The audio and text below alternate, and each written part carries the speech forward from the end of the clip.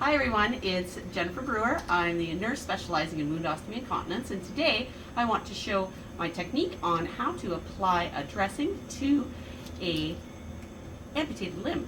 So we've actually put the dressing on, but for the most part it's the tensor and the wrap that we want to put over top, because we want to be able to reduce the limb. There's a lot of swelling usually post-operatively, and we need to get that out, but get the swelling and edema out so that they're able to put a shrinker sock on. But we're going to use a tensor wrap post-operatively just to be able to reduce the size. So our patient here, she actually has two, but we're going to concentrate on the most recent amputation, which is this limb here.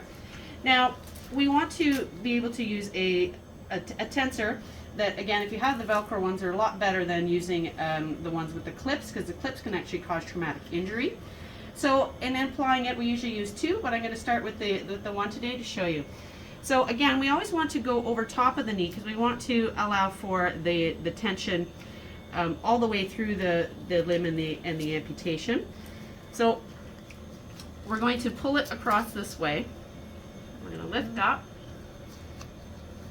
We're going to bring it around the back and over the top. Then, from the top end, we're going to do this in a figure 8 fashion, around and back, around and back.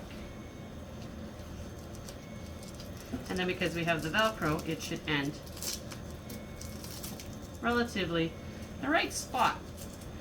So, in this case, we don't need to do two, but in most cases, because it's just fresh post-op, this is a few weeks post-op now, we only do one, but I'm actually going to apply a second one today just for demonstration's sake.